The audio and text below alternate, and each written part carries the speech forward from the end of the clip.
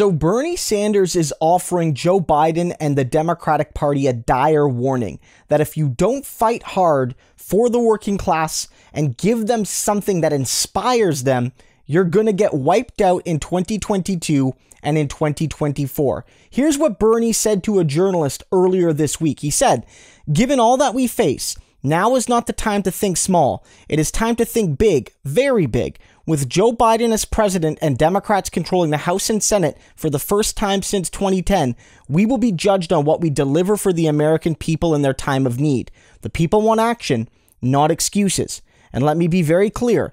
I have zero doubt that unless we significantly improve the lives of the American people this year, Democrats will get wiped out in the 2022 midterm elections. That is what happened when Democrats had the House, the Senate, and the presidency under Bill Clinton in 1994, and that is what happened under Barack Obama in 2010. Politicians and media focus a great deal on drama, personality, and conflict. That's how they define politics. That is not my view.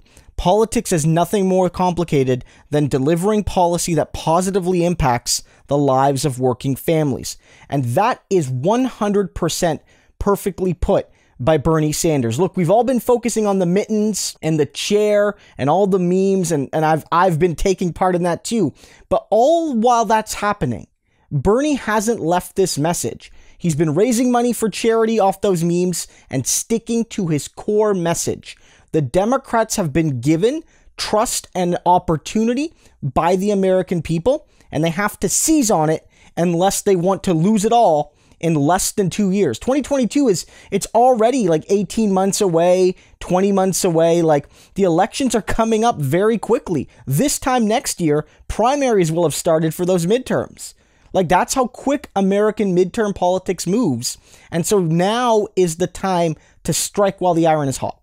So there's no time to rest on laurels. There's no time to bask in the glow of victory. The work needs to start now. And Bernie is right in noting that the Democrats in past instances squandered things. They either failed to achieve enough for the working class, or they failed to communicate what they achieved, or both.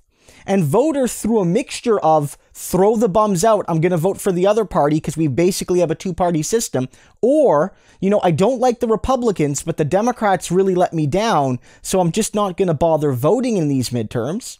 That's what caused the Democrats to lose.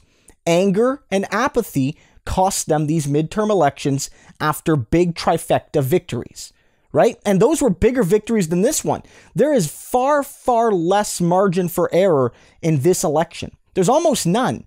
Like, Barack Obama could have lost a lot of House seats and a lot of Senate seats and still kept power. Joe Biden can basically lose nothing in either chamber, or he's going to lose his ability to get legislation through. So Bernie needs to get this message out there, and it needs to get out to Biden and all the old school moderate Democrats that still, for lack of a better term, put compromise and bipartisanship on the highest of pedestals, when those things should only be used if they achieve your core goal of making lives better for the regular American working class, the diverse American working class.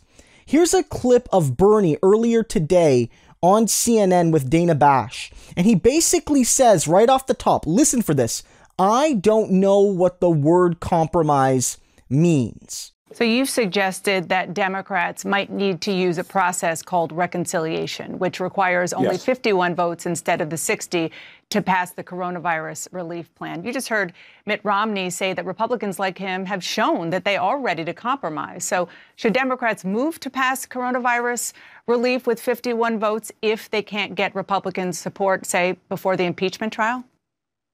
Well, I don't know what the word compromise means. I know that working families are living today in more economic desperation than since the Great Depression. And if Republicans are willing to work with us to address that crisis, welcome, let's do it. But what we cannot do is wait weeks and weeks and months to go forward. We have got to act now. That is what the American people want. Now, as you know, reconciliation, which is a Senate rule, was used by the Republicans under Trump to pass massive tax breaks for the rich and large corporations. It was used as an attempt to repeal the Affordable Care Act. And what we are saying is, you use it for that, that's fine. We're going to use reconciliation, that is 50 votes in the Senate plus the vice president, to pass legislation desperately needed by working families in this country right now. You did it, we're going to do it, but we're going to do it to protect ordinary people, not just the rich and the powerful. We got to break through this old approach that the Senate takes years and years to do anything. We got a crisis right now. We can chew bubblegum and walk at the same time. The American people are hurting, and they want us to act. That's what our candidates ran for in this election. That's what the guys in Georgia won on. And we have got to reaffirm the faith of the American people in government that we can respond to their pain. That was a great clip. Of course, Bernie knows literally what compromise means, but what he's saying there is I am rejecting this notion that we have to basically give the Republicans what they want to get anything done. We do not need to do that. Through reconciliation and potentially, if it needs to happen, through removing the filibuster more broadly, we have enough votes in the House and Senate on many things, maybe not all things, but on many things to make the lives of working people better. And the Democratic Party has no excuse but to try those things and to achieve a good many of them. This is the test right now.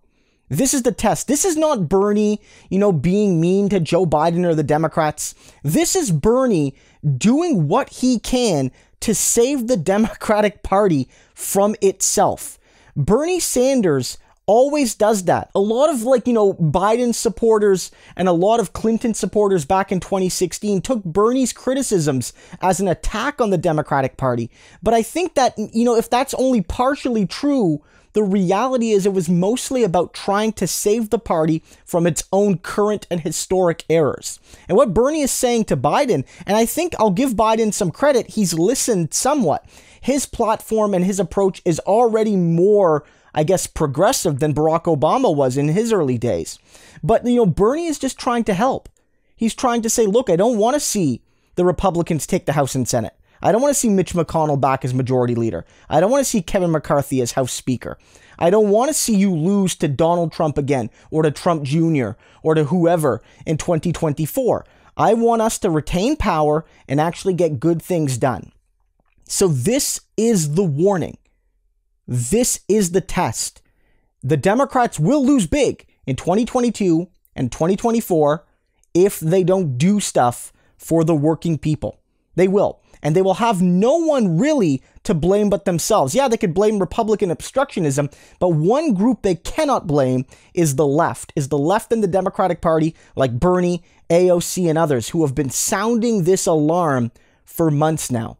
Get it done, or you'll get wiped out, and you'll have no one really to blame but yourselves.